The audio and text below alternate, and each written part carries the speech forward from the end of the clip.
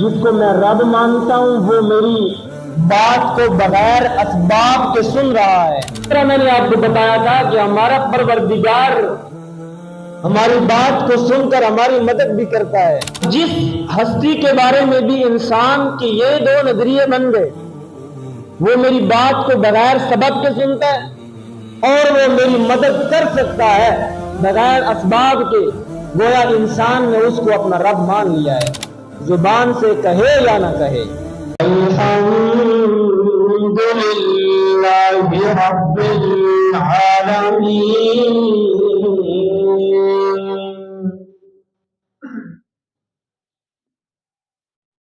الحمدللہ الذی لہ الملک والملک والذکر والشکر والقہر والجبروت.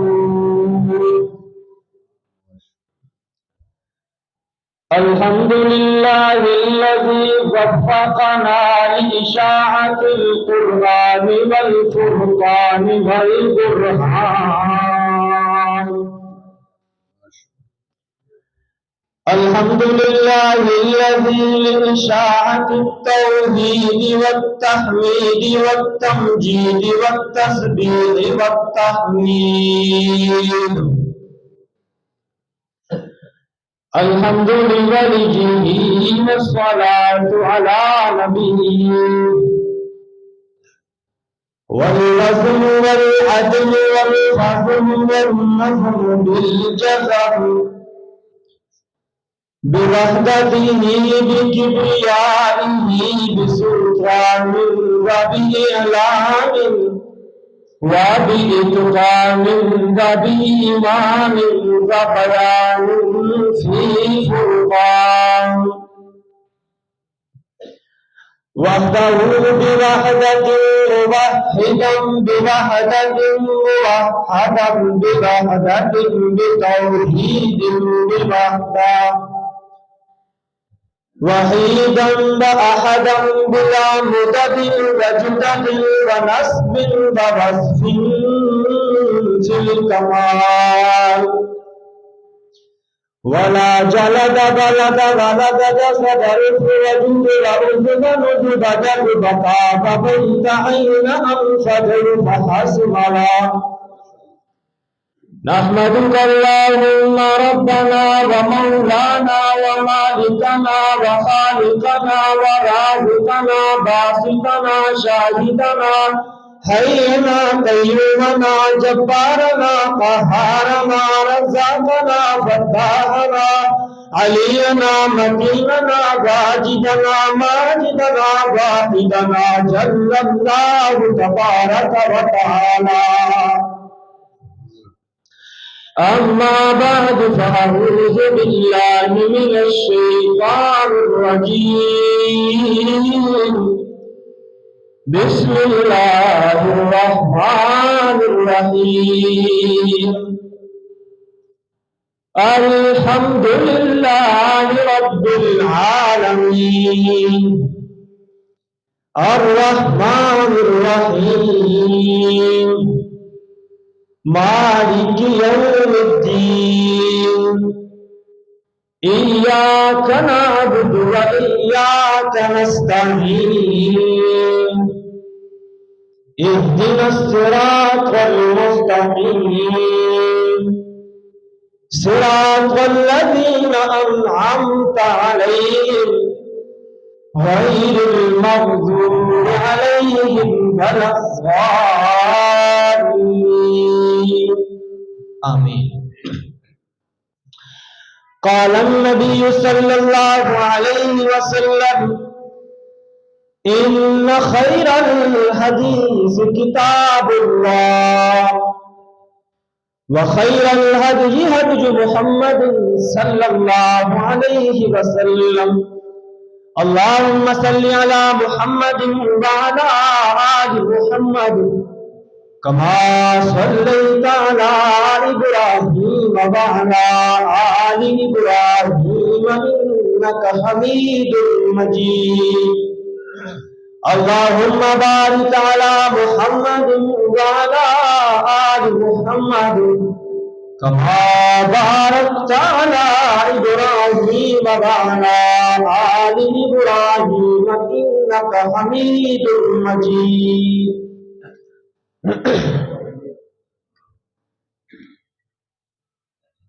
عزیزان محترم بھائیو بزرگوں، السلام علیکم ورحمۃ اللہ وبرکاتہ۔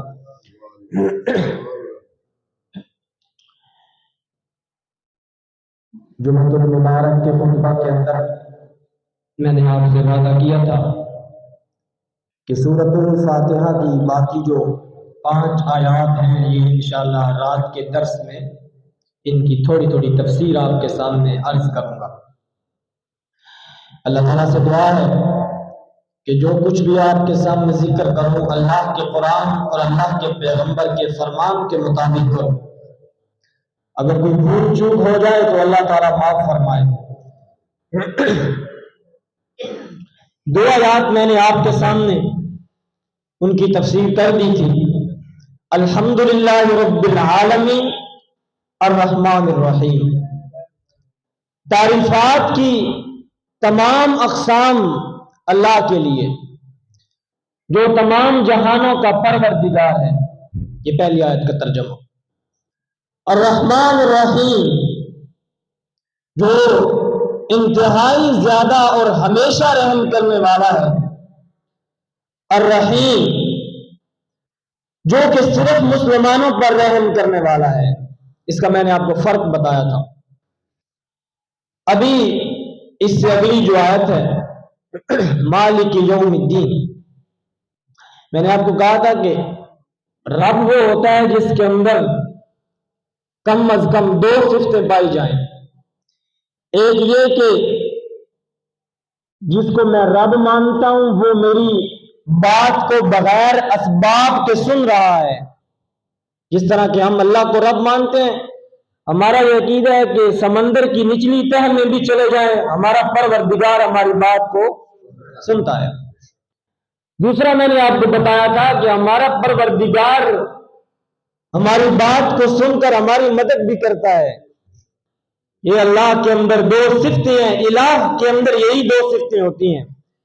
اب جس ہستی کے بارے میں بھی انسان کے یہ 2 نظریے بن گئے، وہ میری بات کو بغیر سبب کے سنتا ہے اور وہ میری مدد کر سکتا ہے بغیر اسباب کے، گویا انسان نے اس کو اپنا رب مان لیا ہے، زبان سے کہے یا نہ کہے۔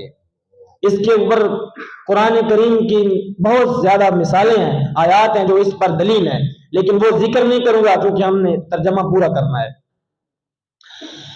فرمایا مالک یوم الدین، نمازی جب اللہ کے سامنے تیسرا کلمہ دہراتا ہے اور کہتا ہے میرے پروردگار تو ہی قیامت والے دن کا مالک ہے، تو ہی بدلے کے دن کا مالک ہے، تو ہی آخرت کے دن کا مالک ہے۔ میرے دوستو، حالانکہ رب العالمین تو دنیا کے ہر دن کے مالک ہیں، آج کے دن کے بھی مالک اللہ تعالیٰ ہے، ہر دن کے رب العالمین مالک ہے، لیکن یہ تخصیص کیوں ہے کہ اللہ آخرت والے دن کے مالک ہے؟ کیا مطلب ہے اس کا؟ آج کا جو دن ہے اس کا بھی مالک کون ہے؟ اللہ۔ کل جو گزرا ہے اس کا بھی اللہ، جو کل آئے گا اس کا بھی اللہ۔ مالک یوم الدین، آخرت کے دن کا مالک، اس کو ذکر کرنے کی وجہ کیا ہے؟ وجہ یہ ہے میرے دوستو، اس دنیا میں رب العالمین نے چھوٹی چھوٹی بادشاہت انسان کو دی ہے۔ کوئی انسان اپنے گھر کے اندر بادشاہ ہے، اس کے بیوی بچے اس کے ماتحت ہوتے ہیں۔ کوئی انسان پورے محلے کا بادشاہ ہے، کوئی انسان پورے علاقے کا بادشاہ اور حکمران ہے، اور کوئی انسان تو پوری کی پوری سلطنت کا بادشاہ ہوتا ہے۔ لیکن رب العالمین فرماتے ہیں قیامت والے دن یہ ساری بادشاہتوں کو چھین لیا جائے گا، لمن الملک اليوم کا نعرہ لگایا جائے گا۔ آج بنا کوئی بادشاہ ہے، کوئی جواب نہیں دے گا، کیونکہ اس دن کسی کی بادشاہت نہیں ہوگی، اس دن بادشاہ ہوگا تو صرف کون؟ یہ مطلب ہے اس دن کسی کی بادشاہ۔ آج تو چھوٹی چھوٹی مجازی طور پر اللہ نے بادشاہتیں تقسیم کی ہوئی ہیں۔ امام بخاری رحمہ اللہ نے ایک صحیح سند کے ساتھ حدیث کو ذکر کیا ہے۔ امام بخاری فرماتے ہیں جب رب العالمین مردوں کو قبروں سے نکالیں گے تو یہ مردے میدان محشر کی طرف دوڑیں گے اور ہر انسان اپنے اپنے پسینے میں ڈوبا ہوا ہوگا۔ جتنے برے اعمال کسی نے کیے ہوں گے ان سارے اعمال میں انسان ڈوبا ہوا ہوگا۔ ہر انسان کی یہ چاہت ہوگی کہ میرا حساب و کتاب جلدی شروع کیا جائے تاکہ اس مصیبت سے نجات دی جائے۔ ساری کی ساری خلقت کے دل میں رب العالمین اپنی قدرت کاملہ کے ساتھ ایک بات ڈالیں گے۔ رب العالمین بات یہ ڈالیں گے کہ جاؤ اپنے بابا آدم کی طرف، اس کی تو بڑی شان ہے، اس کے سامنے یہ عرض کرو کہ رب العالمین سے صرف اتنی بات کرنی ہے کہ ہمارا حساب و کتاب جلدی شروع کر دے۔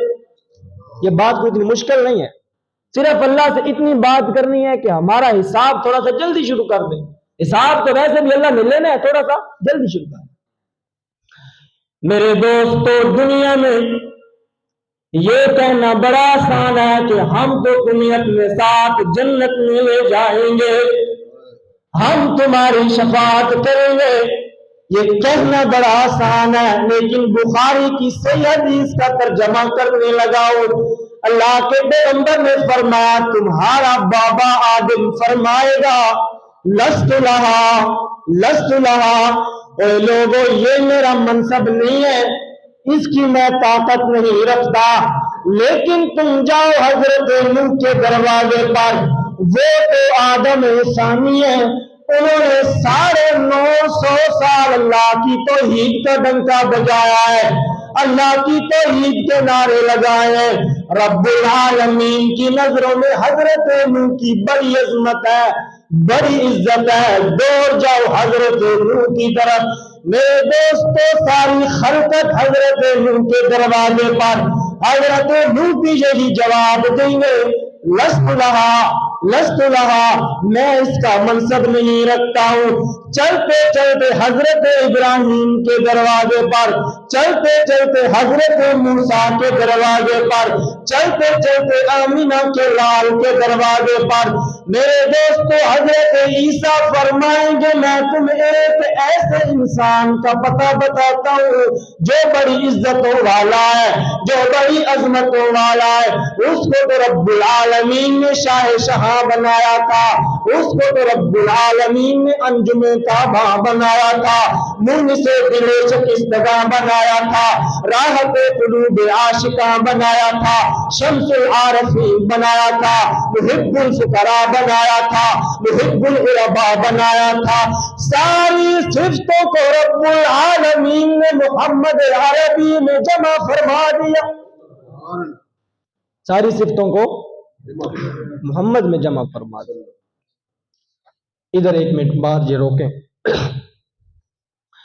میرے دوستو، ہجرت کا سفر یاد کیجئے گا۔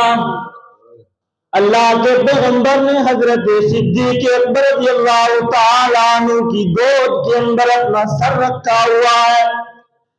جس انسان کو رب العالمین نے دنیا کی ساری بھلائیوں سے بھر دیا، ساری بلائیوں کو اکٹھا کر کے آمینہ کے لال کو بنایا، جس پیغمبر کو رب العالمین نے تمام بلائیوں سے بنایا ہے، آج رب العالمین نے اس پیغمبر کو اٹھا کر ابو بکر کی جھولی میں ڈال دیا ہے۔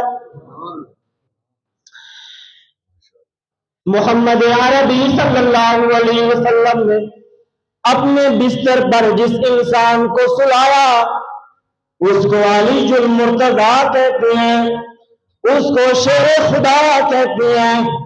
اس کو تو آپ مشکل کشا بنائے، اس کو تو آپ شانوں والا کہیں، اس کو تو آپ عزتوں والا کہیں۔ برحق ہے حضرت علی کی شان، برحق ہے حضرت علی کی عظمت۔ جس کا بستر جو نبی کے بستر پر سو گیا اس کو تو شانوں والا سمجھے، جس کی گود میں بستر بنا کر آمنہ کا لال سو گیا اس کو آپ مسلمان بھی نہ سمجھے تو یہ ظلم ہے، یہ ظلم ہے۔ اس طرح تو نہیں ہوا کرتا۔ میرے دوستو، ساری بلائیوں کو رب العالمین نے جمع فرما کر آمنہ کے لال کو بنایا۔ تم جاؤ آمنہ کے لال کے دروازے پر، اب ساری خلقت میں بھی آپ بھی سارے کے سارے اولیاء اللہ جتنی بڑی شانوں والے ہیں سارے کے سارے دوڑ کر آمنہ کے لال کے دروازے پر آئے ہیں۔ اللہ سے صرف اتنی بات کرنی ہے، جو حساب و کتاب بعد میں شروع کرنا ہے تھوڑا سا جلدی شروع کر دیجئے گا۔ اللہ کے پیغمبر لست لہا نہیں فرمائیں گے، اللہ کے پیغمبر فرمائیں گے انا لہا، یہ تو میرا منصب تھا، تم کہاں بھولے رہے، یہ تو میرا منصب تھا۔ آمنہ کے لال نے فرمایا میں اس دن رب العالمین کے عرش کے نیچے سجدہ کروں گا، سجدے میں اللہ کی حمد و ثنا کروں گا۔ میں اللہ کو کس کس صفت کے ساتھ پکاروں گا مجھے نہیں معلوم، یہ مجھے آج معلوم ہے۔ لم یحضرنی الان، مجھے نہیں معلوم میں اس دن اللہ کو کس کس صفت کے ساتھ بلاؤں گا، کس کس صفت کے ساتھ پکاروں گا۔ جب تعریفوں کی حد ہو جائے گی اس وقت رب العالمین فرمائیں گے ارفع رأسک یا محمد صلی اللہ علیہ وسلم، میرا پیغمبر اپنا سر اٹھائیے گا، اب بس کر دیجیے گا، روتے کیوں ہیں؟ اللہ روتا اس لیے کہ میرا نام لینے والے آج پریشان ہیں، روتا تو اس لیے، لیکن شان تو دیکھیے اپنے محبوب کی۔ مجھے اللہ سے مانگنا پڑ جائے تو میں سجدے میں گروں، آپ کو مانگنا پڑ جائے تو آپ سجدے میں گریں، میرے والدین کو مانگنا پڑ جائے تو سجدے میں گرے، اس دنیا کے ہر انسان کو مانگنا پڑ جائے تو رب العالمین فرماتے ہیں سجدے میں گر جا تجھے دے دوں گا۔ لیکن آمنہ کے لال کی شان کو دیکھیے، اللہ فرماتے ہیں اب سجدے سے اٹھ جا میں تجھے عطا کرنے لگا ہوں۔ ارفع راسک یا محمد صلی اللہ علیہ وسلم۔ لیکن مالک یوم الدین کا ترجمہ تو دیکھیے، اللہ فرماتے ہیں اٹھ میرا پیغمبر، سل توتا کل تسمع، میرا پیغمبر مانگ تجھے دیا جائے گا، کہہ تیری بات کو سنا جائے گا۔ یوں نہیں کہا کہ میرا پیغمبر یہ میرے خزانے ہیں، جس کو چاہے جنت میں بھیج دے، جس کا چاہے حساب لے، یہ جملہ نہیں ہے۔ اللہ فرمائیں گے میرا پیغمبر میں آج دنیا والوں کو بتانا چاہتا ہوں معبود وہ ہوتا ہے جس سے مانگا جاتا ہے، اور محبوب وہ ہوتا ہے جو اللہ سے مانگتا ہے۔ آج بھی تو سوالی رہے گا، داتا کون رہے گا؟ داتا آج بھی اللہ ہے۔ مالک یوم الدین، اللہ فرماتے ہیں قیامت والے دن بھی میں ہی مالک ہوں گا، قیامت والے دن بھی، دنیا کے بھی ہر دن کا مالک میں ہوں، قیامت والے دن کا بھی مالک میں ہوں۔ مالکی یوم الدین، قیامت کے دن کا مالک کون ہے؟ اللہ۔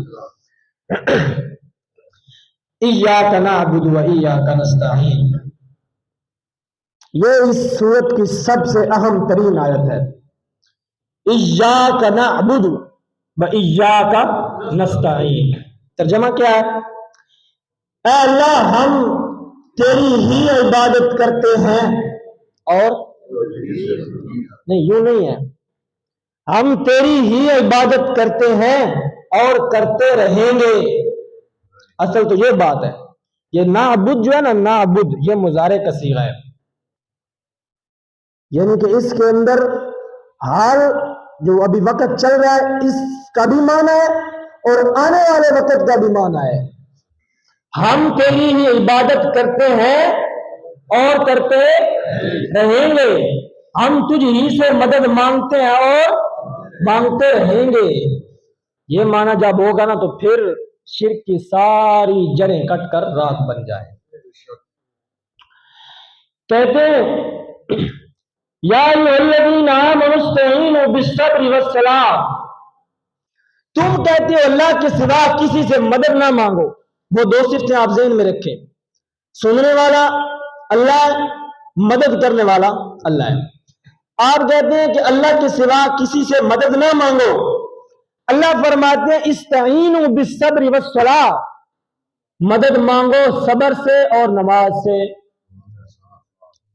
مدد مانگو صبر کے ساتھ اور نماز کے ساتھ.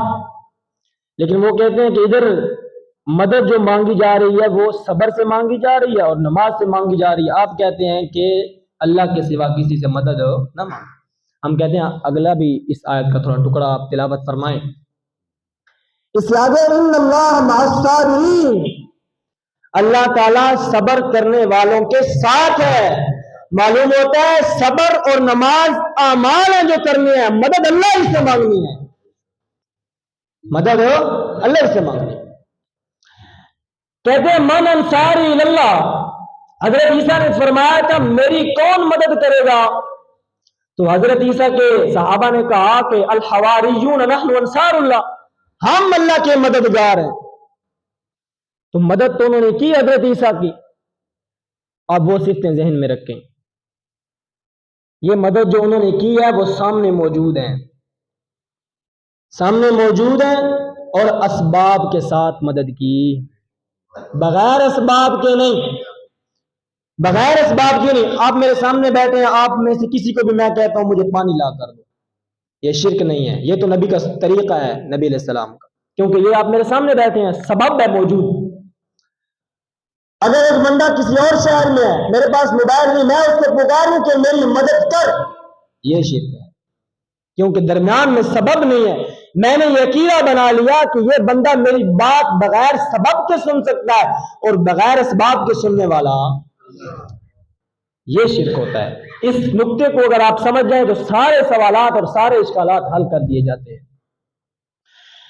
پھر کہتے ہیں کہ ایک صحابی نبی علیہ السلام کے پاس آیا اور کہنے لگا کہ اللہ کے رسول, انہوں نے اللہ کے رسول کو وضو کروایا. حضرت ربیعہ, بخاری کے حدیث ہے, وضو کر رہا ہے تو نبی اسلام نے فرمایا سل ربیعہ, مانگ مجھ سے کیا مانگتا ہے؟ تو اس نے عرض کی اللہ کے رسول جنت مانگتا ہوں. آپ نے فرمایا جنت تجھے دے دی گئی. یہ اتنی حدیث پڑھیں گے, اس سے آگے نہیں پڑھیں گے. جنت تجھے دے دی گئی.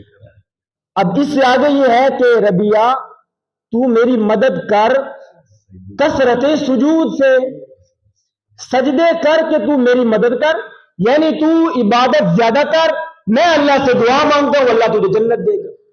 بات تو یہ ہے, جب آدھی احادیث اور آدھی آیات پڑھ کر بات کی جائے گی تو پھر بات بگڑے گی. تو اس طرح کے بہت سارے اشکالات ہیں, وہ میں نے ادھر ذکر کرنے تھے, بس یہی کافی ہے.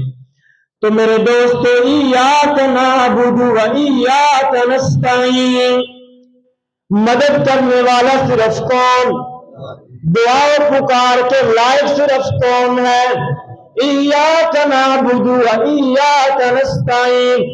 جب نمازی یہ کہتا ہے کہ تمام تعریفیں پروردگار کے لیے جو تمام جہانوں کا رب ہے, تمام تعریفیں اس رحمان اور رحیم کے لیے, تمام تعریفیں اس اللہ کے لیے جو قیامت والے دن کا بھی مالک ہے, جب یہ تین جملے نمازی کہہ لیتا ہے پھر اللہ سے وعدہ کرتا ہے اے اللہ میں نے ساری صفتوں کے لائق تجھے مانا ہے, میں نے عالم الغیب تجھے مانا, میں نے مختار کل تجھے مانا, میں نے حاضر و ناظر تجھے مانا, میں نے موجود تجھے مانا, میں نے مشکلیں حل کرنے والا تجھے مانا ہے.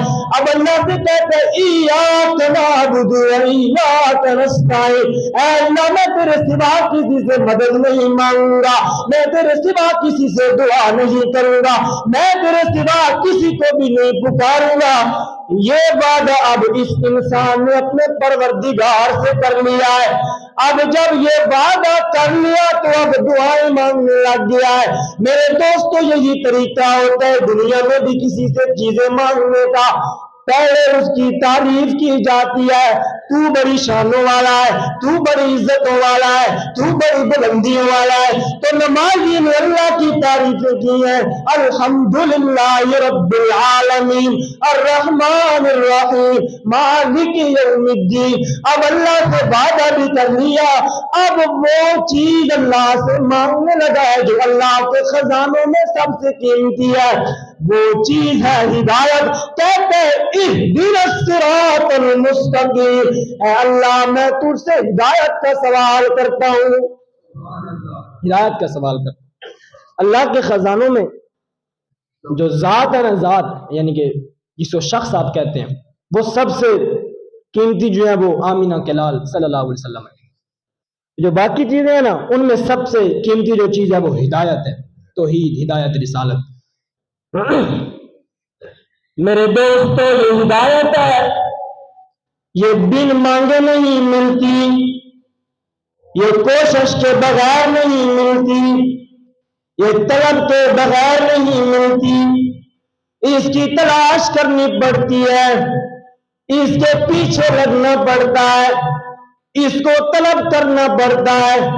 اب میرے دوستو اگر کسی بندے کا یہ خیال ہو کہ میں ساری زندگی مسجد میں جاؤں بھی نہیں، کسی قرآن کی آیت کو پڑھوں بھی نہیں، پھر میں جب مر جاؤں گا تو میرا بیٹا 10 بچوں کو لائے گا جو میرے گھر میں قرآن خوانی کریں گے، پھر مجھے ثواب ملے گا، یہ اللہ کا قانون نہیں ہے، یہ تو اللہ کے دین کے ساتھ مذاق ہے کہ آپ ساری زندگی اللہ کے کبھی نزدیک بھی نہ جائیں، اللہ کے قرآن کے کبھی نزدیک بھی نہ جائیں اور اللہ سے بڑی بڑی امیدیں لگائیں۔ اللہ کے پیغمبر نے فرمایا کتنا بد نصیب ہے وہ انسان جو عمل کچھ بھی نہیں کرتا اور اللہ سے بڑی بڑی امیدیں لگاتا ہے۔ الکیس من دان نفسہ عامل لما بعد الموت، کتنا اچھا وہ انسان ہے، کتنے اچھے نصیب والا وہ انسان ہے جو عمل ایسے کرتا ہے جو موت کے بعد اسے کام آئیں گے، اور کتنا بد نصیب ہے وہ انسان العاجز من اتبع نفسہ ہواہ وتمنی علی اللہ، کتنا بد نصیب ہے وہ انسان جو عمل کچھ بھی نہیں کرتا، اللہ سے بڑی بڑی امیدیں لگاتا ہے۔ تو میرے دوستو یہ دنیا جو ہے نا یہ ہے عمل کرنے کی چیز، یہ عمل کرنے کی جگہ ہے، مرنے کے بعد تو عمل ختم ہو جاتے ہیں۔ ہاں وہ آپ کو بات بتا دوں اصال ثواب والی، وہ اللہ کی مرضی ہے۔ اگر آپ کے نام پر 100 روپیہ دیے جاتا ہے نا تو یہ یقینی نہیں ہے کہ آپ کے 100 روپے کا ثواب آپ کے والد کو پہنچ گیا ہے، یقین نہیں ہے۔ میں نے اپنے بالفرض اپنے والد کے نام پر دیا کہ اللہ کے راستے میں خرچ کیا 100 روپیہ، اب میں اللہ سے دعا کرتا ہوں اللہ یہ جو ثواب اس 100 روپیہ جو میں نے خرچ کیا نا اللہ کے راستے میں، اس کا ثواب جو مجھے ملنا ہے وہ میرے والد کو اللہ تعالیٰ پہنچا دے۔ اب اللہ کی مرضی ہے پہنچائے یا نہ پہنچائے، یہی اصال ثواب کا تصور ہے۔ یہ جو ہم نے سمجھ لیا ہے کہ بس پہنچ گیا، میں نے 10 قرآن تجھے بخش دیے، یہ تصور نہیں ہے اصال ثواب کا، یہ سمجھ لیں۔ امام الانبیاء رحمت للعالمین صلی اللہ علیہ وسلم کا مخلص صحابی حضرت سلمان فارسی رضی اللہ تعالی عنہ، یہ 2 لفظ ہیں، ایک ہے سلمان اور ایک ہے سلیمان۔ ایک ہے سلمان، اس کے اندر یا نہیں ہے، اس کے سین پر زبر ہے، اور ایک ہے سلیمان، وہ پیغمبر ہیں سلیمان بن داود۔ یہ جو سلمان ہے نا یہ صحابی ہیں، یہ وہی صحابی ہیں جن کے مشورے پر خندق کھودی گئی تھی۔ وہ غزوہ خندق کے موقع پر مدینے کے ارد گرد جو وہ بڑی سی خندق بنائے گی وہ انہی کے مشورے سے بنائے گی. یہ فارس کے تھے. امام الانبیاء رحمت للعالمین صلی اللہ علیہ وسلم کا مخلص صحابی حضرت سلمان فارسی رضی اللہ تعالی عنہ اپنا واقعہ ذکر کرتے ہیں. یہ مسند احمد میں ساری تفصیل کے ساتھ. امام بخاری نے جو پہلی جلد جہاں پر ختم کی ہے، پہلی جلد اپنی کتاب کی، اس کی آخری حدیث یہی ہے کہ حضرت سلمان فارسی ایمان کس طرح لائے. امام بخاری نے مختصر طور پر ذکر کی اور مسند احمد میں تفصیل کے ساتھ یہ ذکر ہے. فرماتے ہیں میں ایران کا تھا، فارس کا تھا، اور فرماتے ہیں میں کوئی مسلمان گھرانے میں پیدا نہیں ہوا. میں نے ایک مجوسی گھر میں جنم لیا جو آگ کی پرستش کیا کرتے تھے، آگ کی پوجا کیا کرتے تھے. میرے والد نے میری یہ ڈیوٹی لگائی کہ میرا بیٹا تو نے اپنے معبد خانے کے اندر صرف آگ ہی آگ جلانی ہے، یہی تیری نجات کا ذریعہ ہے. فرماتے ہیں میں سارا دن آگ جلاتا، لیکن ایک دن یہ ہوا کہ کسی طریقے میں پہنچ گیا عیسائیوں کے معبد خانے میں. وہ بھی عبادت کر رہے تھے لیکن عبادت اللہ کی کر رہے تھے. جو اصل عیسائی ہیں نا وہ حضرت عیسیٰ کی عبادت نہیں کرتے، اللہ کی عبادت کرتے. میں نے کہا کس کی عبادت کرتے ہو؟ کہنے لگے جس نے یہ ساتوں آسمان ساتوں زمینیں بنائی ہیں ہم تو اس کی عبادت کرتے ہیں. مجھے یہ لگا کہ جیسے میرا مذہب جھوٹا ہے ان کا مذہب سچا ہے، کیونکہ وہ آگ کو میں اپنے ہاتھوں سے جلاتا تھا، اپنے ہاتھوں سے جلا کر پھر اس کی عبادت کرنا. یہ تو انسان کی عقل کے بھی خلاف ہے کہ اپنے ہاتھوں سے قبر بنا کر پھر اسی قبر کی عبادت کر. یہ تو انسان کی عقل کے بھی خلاف ہے. اپنے ہاتھوں سے آگ جلا کر پھر اسی کی عبادت کرنے لگ جانا. مجھے یہ لگا کہ جیسے میرا مذہب جھوٹا ہے ان کا مذہب سچا ہے. یہ ہدایت کی تلاش ہو رہی ہے، یہ ہدایت کی جستجو ہو رہی ہے. کہتے ہیں میں گھر آیا، میں نے اپنے بابا سے کہا میرا بابا مجھے آج ایسا لگا ہے کہ جیسے میرا مذہب جھوٹا ہے ان کا مذہب سچا ہے. والد نے مجھے جھڑک دیا اور کہا آئندہ ادھر نہ جانا. لیکن میری وہ اندر طرف کی ہدایت کی تلاش میں پھر رہا تھا. میں دوسرے دن بھی گیا، پھر والد نے مجھے قید کر دیا بیڑیوں میں، لیکن میں ہدایت کے لیے تڑپ رہا تھا. کسی دن میں نے اپنے دوست سے رابطہ کیا، میں نے کہا کہ مجھے کسی دن اس پادری کے پاس لے کر جا. وہ لے گیا. میں نے اسے پوچھا کہ آپ کا مرکز کہاں ہے، جو آپ کا سب سے بڑا مرکز ہے وہ کس جگہ پر؟ اس نے کہا کہ ہمارا مرکز ملک شام کے اندر ہے، جس طرح کے مسلمانوں کا مرکز مکہ مدینہ ہے، ہمارا مرکز ملک شام میں ہے، بیت المقدس یا بیت المقدس فلسطین کے اندر مسجد اقصی.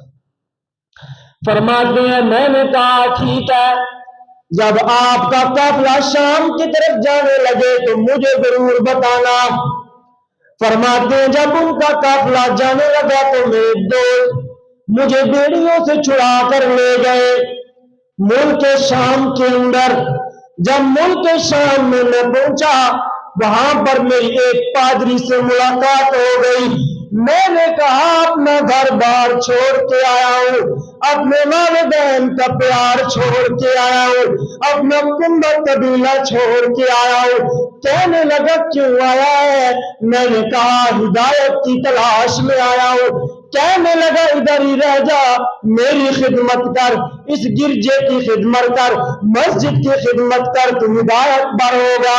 سلمان فارسی فرماتے ہیں میں کتنا عرصہ اس کی خدمت کرتا رہا، میں اس کی خدمت کرتا رہا، لیکن یہ پادری بندہ ٹھیک نہیں تھا. یہ کرتا یہ تھا کہ لوگوں سے چندے وصول کرتا اور بجائے اس کے کہ اس مسجد پر لگاتا خود اپنے وہ مٹکے جو وہ بھر رہا تھا. ادھر ایک بات سن لیں، حضرت سلمان فارسی کی جو عمر ہے نا یہ بہت زیادہ تھی، تمام صحابہ اکرام میں سے ان کی عمر زیادہ تھی۔ کچھ مفسرین محدثین نے لکھا کہ ان کی عمر 450 سال تھی، اور کچھ نے لکھا کہ 300 سال، اور سب سے کم جو لکھی ہے وہ 250 سال ہے۔ 250 سال سے کم کسی نے بھی نہیں لکھی۔ اب آگے بات سنیں، فرماتے ہیں میں اس کی خدمت کرتا رہا، جب وہ فوت ہو گیا لوگ اس کا جنازہ پڑھنے کے لیے آئے، میں نے کہا جنازہ کیوں پڑھتے ہو؟ یہ تو بندہ ٹھیک نہیں تھا، تمہارا مال کھاتا تھا۔ لوگوں نے میری طرف تیز نظروں سے دیکھنا شروع کر دیا کہ امام صاحب کے بارے میں یہ کہہ رہا ہے۔ میں نے کہا یوں نہیں کہہ رہا ہوں، دلیل دیتا ہوں۔ میں اندر گیا، وہ سارے مٹکے لا کر میں نے ان کے سامنے توڑ دیے۔ میں نے کہا یہ رہا تمہارا سارا پیسہ، یہ رہا تمہاری ساری رقم۔ لوگوں نے بجائے اس کی نماز جنازہ پڑھنے کے اس کو پکڑ کر سولی پر لٹکا دیا۔ چل تو لٹکنا، سولی پر لٹکا دی۔ میرے دوستو، یہ بندہ دنیا سے چلا گیا، اب دوسرا پادری اس جگہ پہ آیا ہے، میں نے اس کو پایا، لیکن یہ اچھا انسان تھا، اللہ کے ساتھ بھی خاص تھا، لوگوں کے ساتھ بھی مخلص تھا۔ جب یہ اس دنیا سے جانے لگا تو میں نے کہا حضور آپ تو دنیا سے جانے لگے ہیں، لیکن مجھے بتائیے میں کس کے پاس جاؤں؟ آپ تو جانے لگے ہیں۔ وہ فرمانے لگا اے سلمان، تو موصل کے علاقے میں چلا جا، وہاں پر تجھے ایک پادری ملے گا، اس کی خدمت کرنا، وہ اچھا انسان ہے۔ سلمان فارسی فرماتے ہیں میں موصل کے علاقے میں آ گیا، میری زندگی میں یہ پادری بھی چلا گیا، عمر بہت زیادہ تھی۔ یہ جب جانے لگا تو میں نے عرض کیا حضور اب میں کہاں جاؤں گا؟ وہ کہنے لگا تو نصیبین کے علاقے میں چلا جا، وہاں تجھے ایک پادری ملے گا، اس کی خدمت کرنا، وہ راہ حق پر ہے۔ سلمان فارسی فرماتے ہیں میں نصیبین کے علاقے میں آ گیا، اس کی بھی میں نے خدمت کی، میری زندگی میں یہ پادری بھی چل بسا۔ مرنے لگا تو میں نے کہا میں حضور کہاں جاؤں؟ کہنے لگا تو اموریجا کے علاقے میں چلا جا، وہاں پر ایک پادری ہوگا، اب یہ چوتھا پادری ہے، چوتھا، اس کی خدمت کرنا۔ کہتے ہیں میں آ گیا، خدمت کرنا شروع کر دی، میری زندگی میں یہ پادری بھی جانے لگا تو میں نے پاؤں پکڑ کر کہا حضور اب میں کہاں جاؤں؟ اب اس کے الفاظ سنیں، وہ پادری کہنے لگا اے سلمان اب میں تجھے سچی بات بتاؤں گا، اس دنیا میں اب کوئی ایسا بندہ نہیں رہا جو دین عیسوی پر موجود ہو، سارے کے سارے لوگوں نے اپنا دین بنا لیا ہے، اللہ کی کتاب کو بدل دیا ہے۔ اب میں تجھے یہ بتا رہا ہوں کہ وہ جو آخری پیغمبر محمد رسول اللہ ہوگا اس کا زمانہ قریب آ چکا ہے، میں تجھے اس کی 4 نشانیاں بتاتا ہوں، جب وہ تجھے مل جائے تو اس کے ہاتھ پر بیعت کر لینا۔ 4 نشانیاں بتائی۔ پہلی نشانی علاقے کی بتائی، فرمایا کہ جس علاقے میں آئے گا اس علاقے میں کھجوریں کے بہت زیادہ درخت ہوں گے، آج آپ کا پانی ٹھنڈا ہے، اس علاقے میں بہت زیادہ کھجوروں کے درخت ہوں۔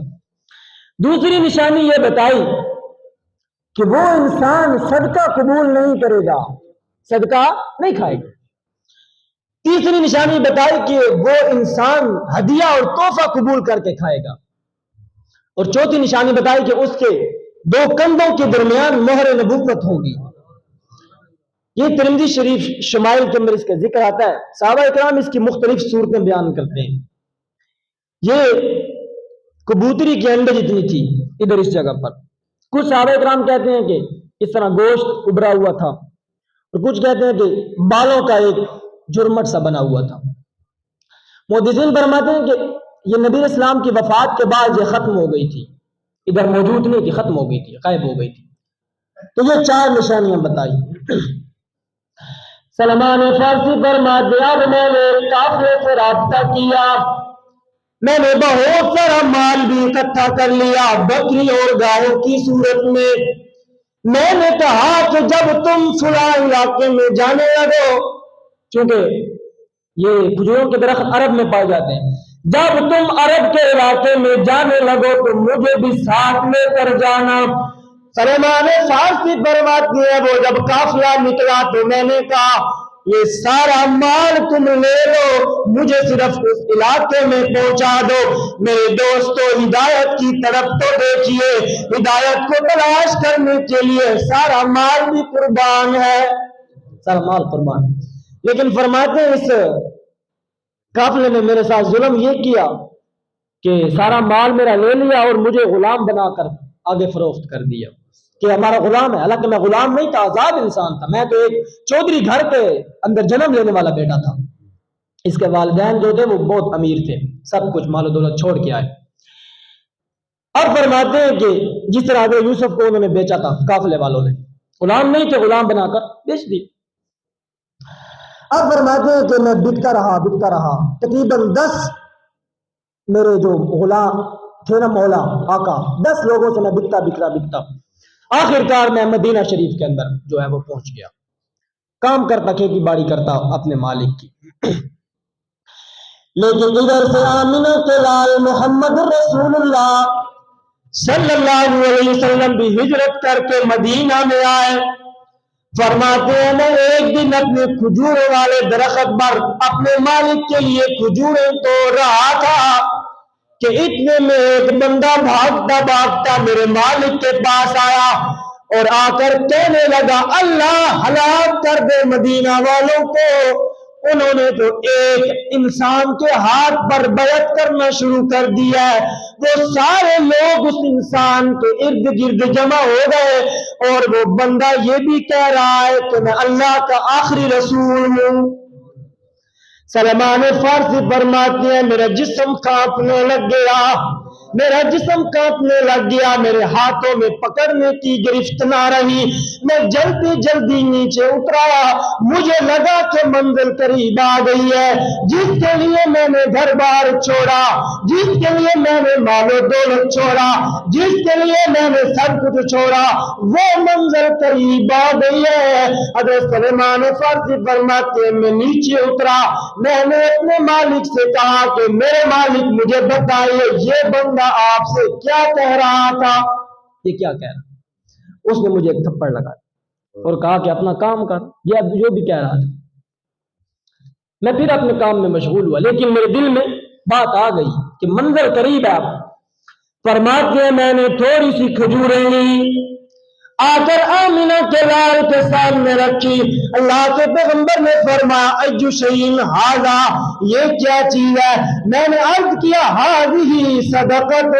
اللہ کے پیغمبر نے فرمایا ارفع من عندی، یہ میرے سامنے سے اٹھایا.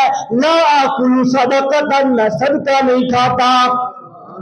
صدقہ میں نے کبھی نہیں کھایا. میں پاکستان کے علماء کی طرح نہیں صدقے کھا رہے ہیں لوگوں، صدقہ نہیں کھاتا. فرماتے ہیں میرے دل میں بات آ گئی کہ ایک نشانی تو پوری ہو گئی ہے.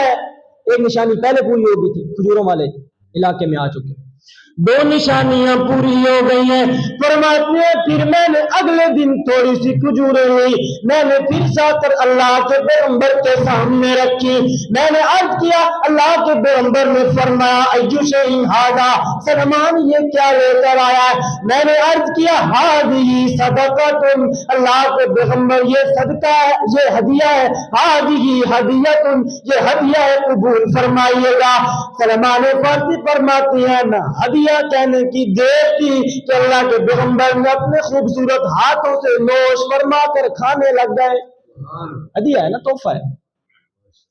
3 نشانیاں پوری ہو گئی. سلمان فارسی فرماتے ہیں پھر یہ ہوا کہ میں اللہ کے پیغمبر کے ارد گرد گھومنے لگ گیا کہ دیکھو تو صحیح وہ مہر نبوت کہاں ہے، دیکھو تو صحیح وہ کہاں ہے. میں جب گھومنے لگ گیا تو اللہ کے پیغمبر کو پتا چل گیا کہ یہ میری مہر نبوت کو دیکھنا چاہتا ہے۔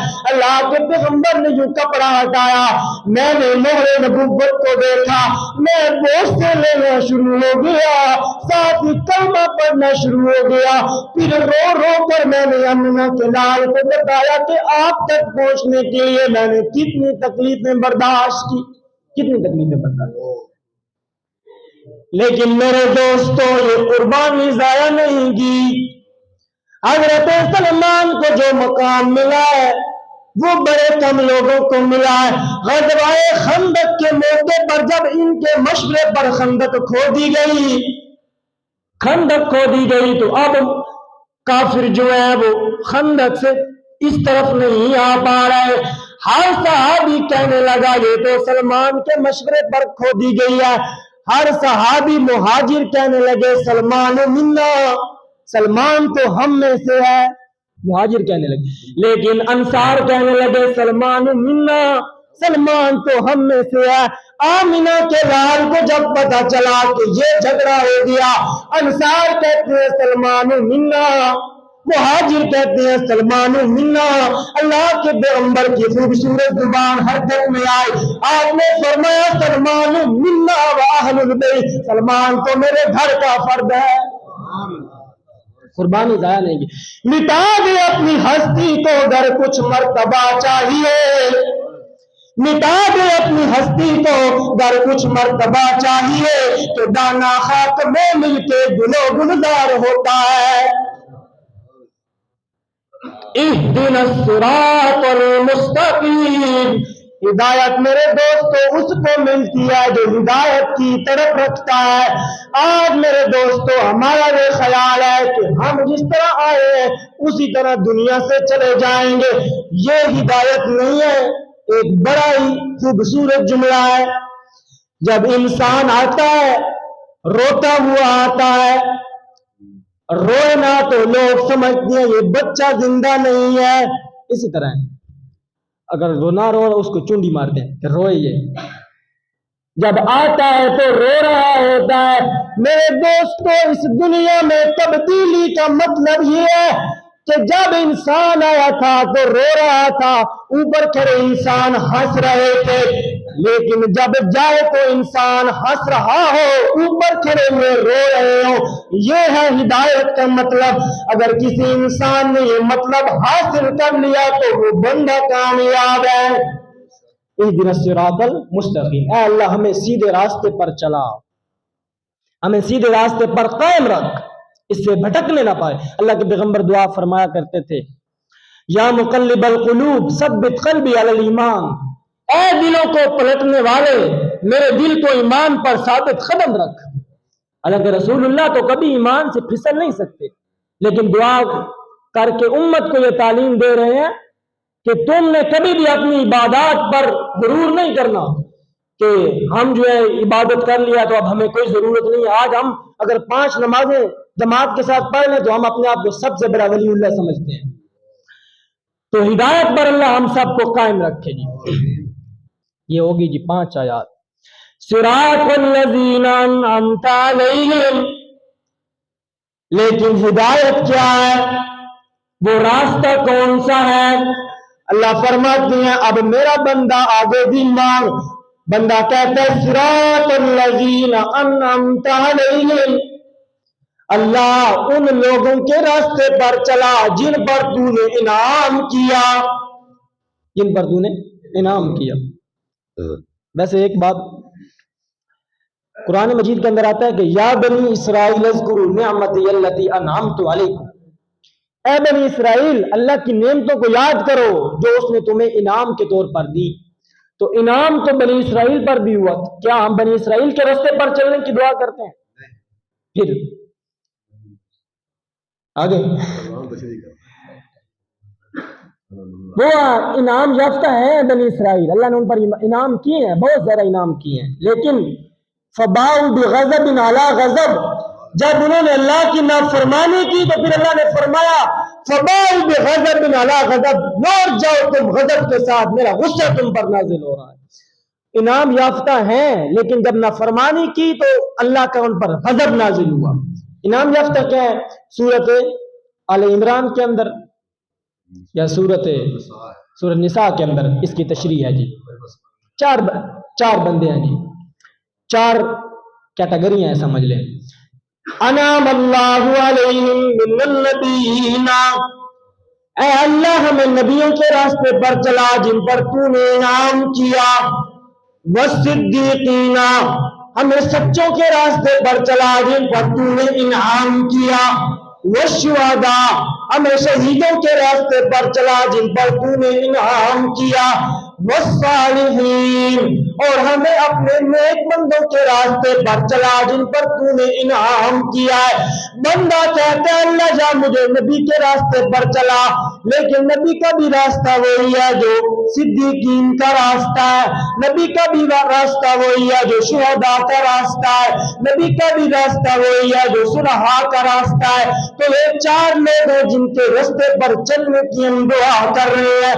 انعمت علیہم، جن پر اللہ تو نے انعام کیا ہے، غیر المغضوب علیہم ولا الضالین، اے اللہ ان لوگوں کے راستے پر ہمیں نہ چلانا جن پر تیرا غضب نازل ہوا۔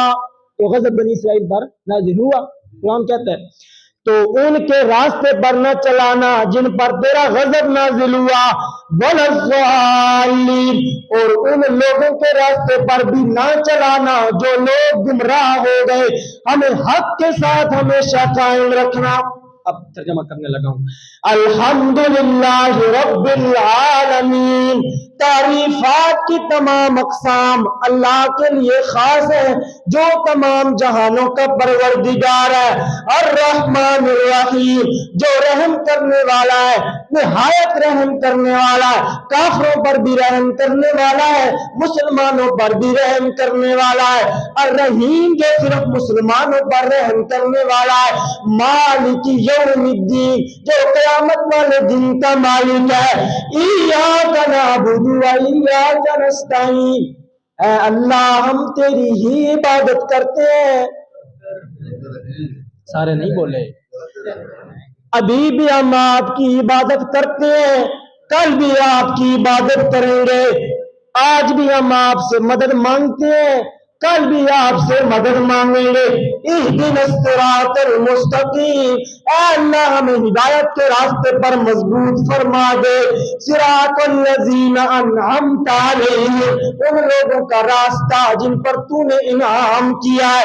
غیر المغضوب علیہم، ان لوگوں کے راستے پر نہ چلانا جن پر تیرا غضب نازل ہوا ہے۔ ولا الضالین، اور ان لوگوں کے راستے پر بھی نہ چلانا جو لوگ گمراہ ہوئے۔